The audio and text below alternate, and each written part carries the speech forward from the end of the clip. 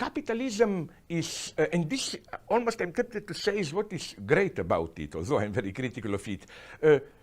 Capitalism is more an ethical religious category for me. It's not true when people attack capitalists as egotists, they don't care for. No, an ideal capitalist is someone who is ready again to stake his life, to risk everything just so that production grows, profit grows, capital circulates. His personal or her happiness is totally subordinated to this. This is what I think Walter Benjamin, the great Frankfurt School companion thinker, had in mind when he said capitalism is a form of religion. You cannot account for a figure of a passionate capitalist obsessed with expanded circulation, with the rise of his company in terms of personal happiness. I am, of course, fundamentally anti-capitalist, but let's not have any illusions here, you know. What shocks me is that most of the critics of today's capitalism feel even embarrassed, that's my experience, when you confront them with a simple question. Okay, we heard your story, protest, horrible, big banks depriving us of billions, hundreds, thousands of billions of common people's money. Okay, but what do you really want?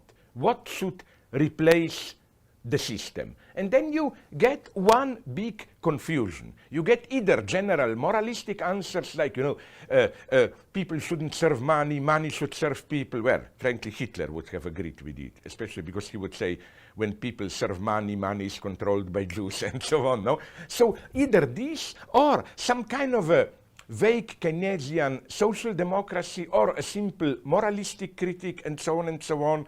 So, you know, it's easy to be just formally anti-capitalist, but what does it really mean?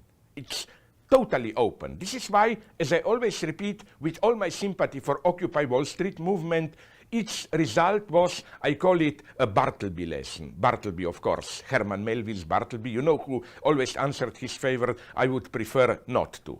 The message of Occupy Wall Street is, I would prefer not to play the existing game. There is something fundamentally wrong with the system, and the existing forms of institutionalized democracy are not strong enough to deal with problems. Beyond this, they don't have an answer, and neither do I. For me, Occupy Wall Street is just a signal. It's like clearing the table. Time to start thinking. The other thing, you know, it's a little bit boring to listen to this mantra of capitalism is in its last stage. When this mantra started, if you read early critics of capitalism, I'm not kidding, a couple of decades before French Revolution, in late 18th century. Now the miracle of capitalism is that it's rotting, in decay, but the more it's rotting, the more it thrives, you know. So let's confront the serious problem here. Also, let's not remember, and I'm saying this as some kind of a communist, that the 20th century alternatives to capitalism and market miserably failed.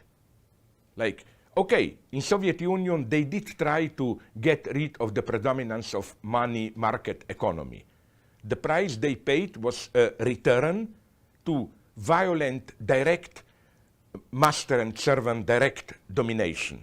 Like, you know, you no longer were even formally free. You had to obey orders, a new authoritarian society. And this is a serious problem.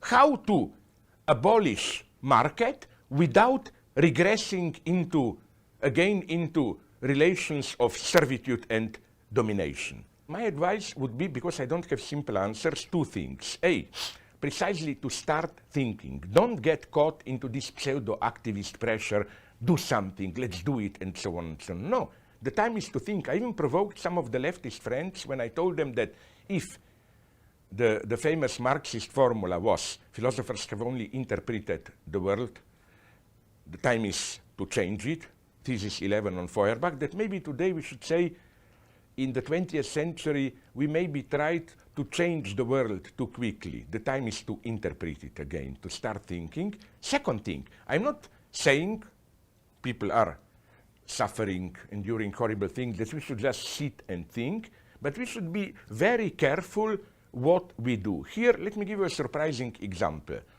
I think that, okay, it's so fashionable today to be disappointed at President Obama, of course, but sometimes I'm a little bit shocked by this disappointment, because what did the people expect? That he will introduce socialism in the United States or what?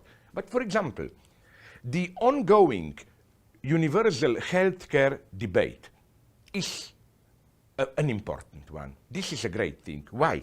Because on the one hand, it is a debate which touches the very roots of ordinary American ideology. You know, freedom of choice. States wants to take freedom from us and so on. I think this freedom of choice that Republicans attacking Obama are using, it's pure ideology.